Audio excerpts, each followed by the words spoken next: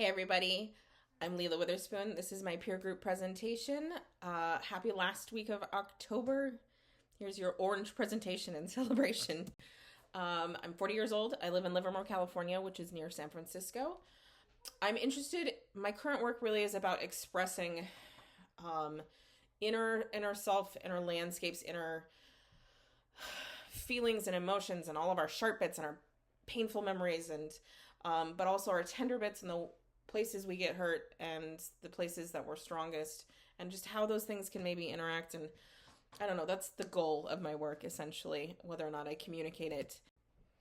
But my work is not purely abstract. It's often involving realistic, like bits of realistic human forms. And then my abstraction is originally based in landscapes. And so this first artist is a landscape painter, and it really deeply, I do still feel a strong connection to that. So why these artists? I think once you get into it, you'll see a lot about it.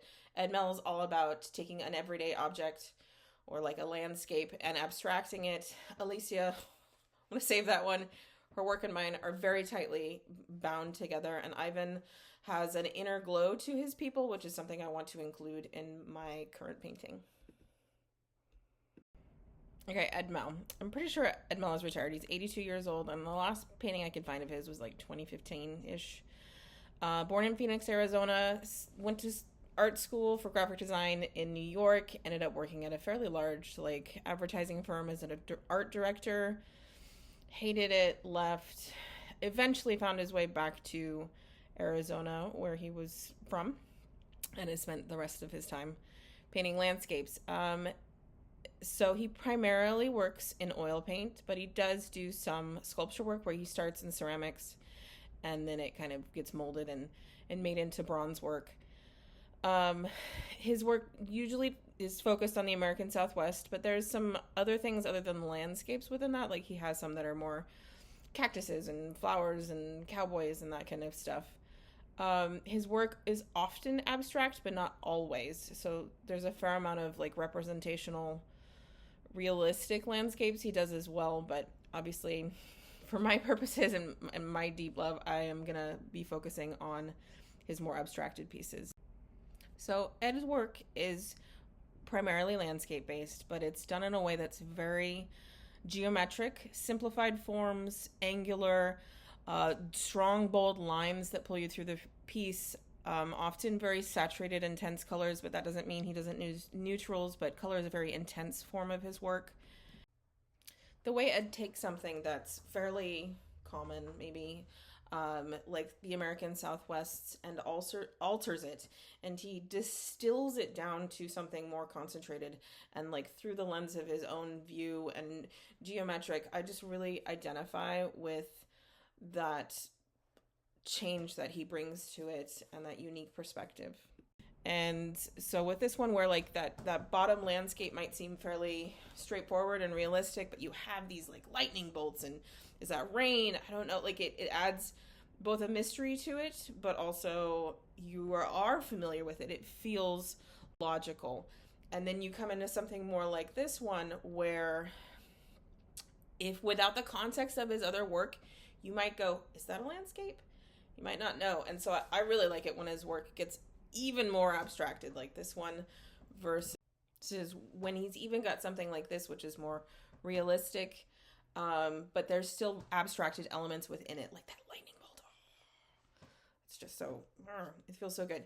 So that's something I would hope to bring to continue through my own work, would be taking a mixture of abstraction in order to create a more intense feeling from the viewer, with some realistic elements that give it a sense of grounding and familiarity. I love it. Okay, Alicia Adamovich. She's 35 years old and lives in Brooklyn, New York. And she was born and grew up in Pennsylvania, went to school in Pennsylvania, and was kind of in the middle of the forest. So even though she talks about her work being tied mostly to emotions, she does kind of also have a nod, she says that, like to like natural elements and landscapes through her work. But there's a quote I want to read here that says, this is directly from her: "These forms represent thoughts and feelings. I'm not trying to remake anything from our physical world. Everything I'm making is psychological."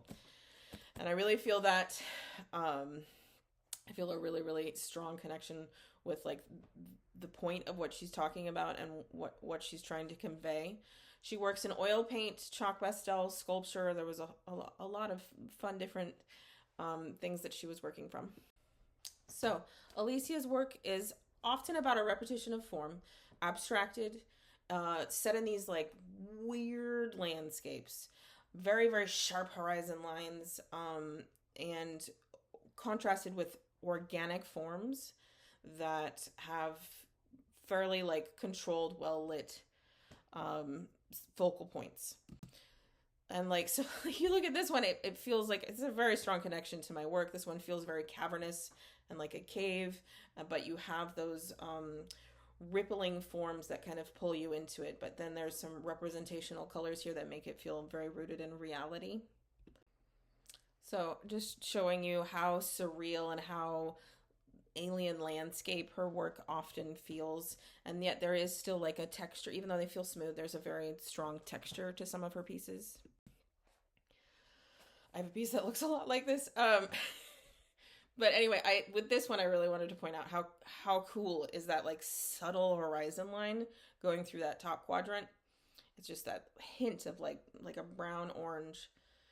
But she does kind of acknowledge that surrealness in her work. She has this quote that says, "Absurdity is a deeply familiar sensation, and it runs deep throughout my work and life."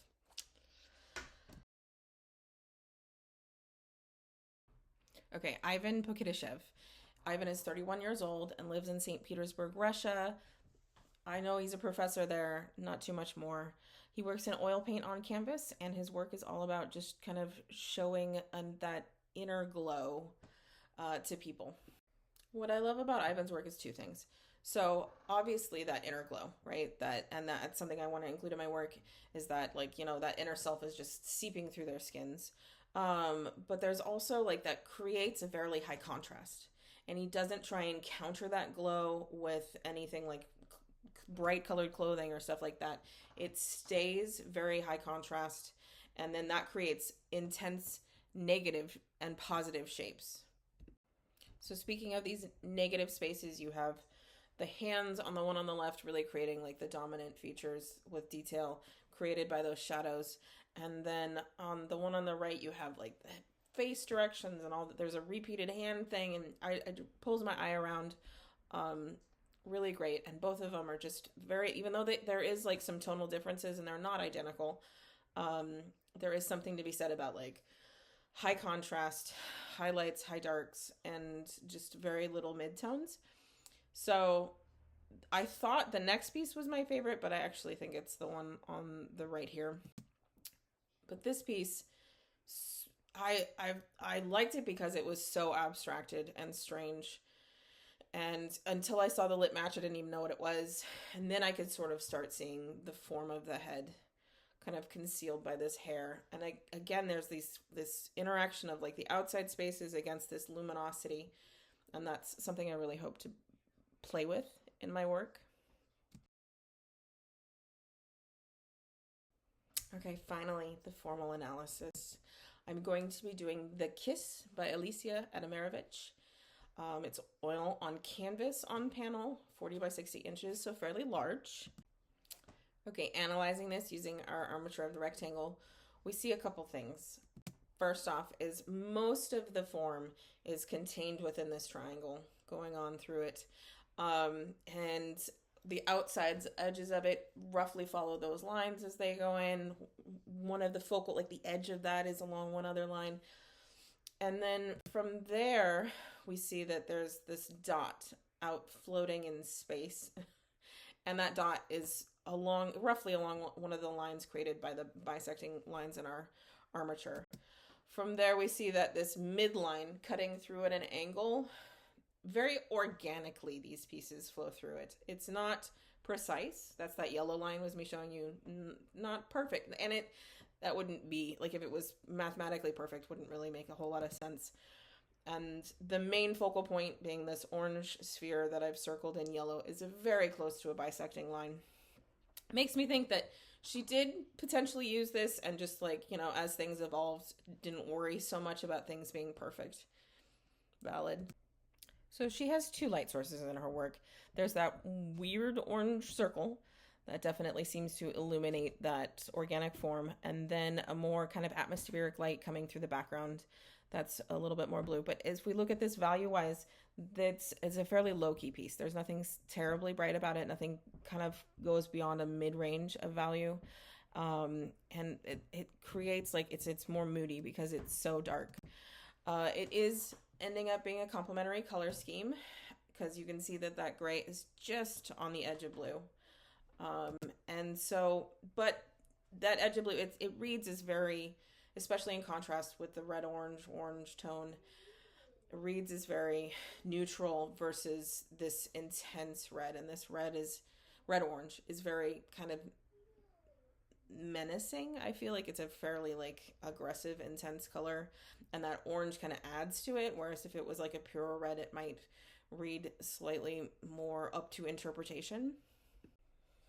Okay, so the lines within this, everything is fairly organic through the object as it is.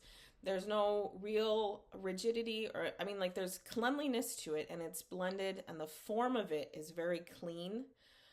But it's a truly very organic and natural looking thing that's flowing through the middle of this, except for the horizon line, which is so straight it seems unreal.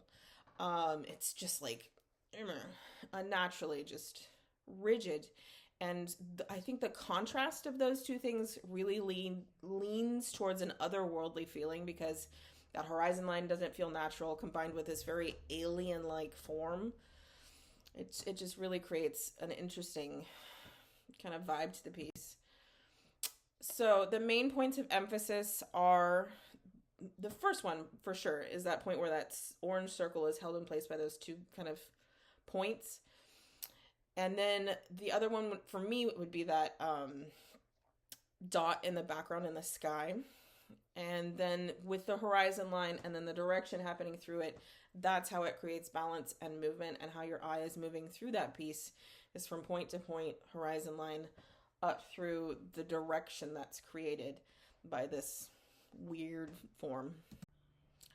I think the proportions of things are fairly important to talk about with this, because the scale of it really adds to that otherworldly feeling. So you have that dot in the background, which I've compared to Earthrise, which is like a fairly famous photo that I've got there. But you have this, what starts feeling like this fairly large thing because of that tiny dot in the distance. So I think that really is an important element within it, that scale of how it feels. And then repetition obviously being an important thing, is you have those repeating lines that are still change and they go off to their own unique ends, but that repetition of form as it moves through it definitely pulls your eye through. Okay, my formal interpretation of the kiss. That is, it reads as a fairly like menacing alien-like landscape, right? You have this dark composition where things aren't too bright, and there's these sharp points holding things in tension. Is it, on the edge of movement? Is that ball gonna burst? We don't know. I think it's gorgeous. I think it's something I definitely connect with, and I see, and I understand, and I get what she's trying to create, but I think for somebody who says that she's trying to create emotion, like to represent human emotion, I don't think it does that well, because of how otherworldly it becomes. And so when it comes to me and my work and how I connect with this, I picked something that on the surface, when I clicked with it, I was like, oh, that's something that would be fun to interpret, that I feel is very strongly like using the same tools that I often use in my work. That dark palette and that kind of sinister feel that it comes to, and how unhuman that feels, is not necessarily something I would want to bring into my work. I hope, even though my stuff is fairly abstracted, I'm hoping for a connection with humanity that I feel is lacking in The Kiss. So in conclusion, I had a great time learning about these artists. I love Ed Mel's work. I'm a lifetime fan. Anything where we are taking like something natural and realistic and then altering it and interpreting it in a way that intensifies it. Oh, I love it. I felt a deep kinship with Alicia Ademirovich's work, even though eventually through the analysis I found that it's not a direction I want to take. It's still really fun to see somebody who uses the same kind of visual tools as me, and how she puts it out there, and how it kind of conveys a completely different feeling than what I'm going through, even though our subject is essentially the same goals. And then finally, Ivan's work, and that luminous quality to those people and those strong lights and darks is something I really hope to bring to my current work. Anyway, thank you.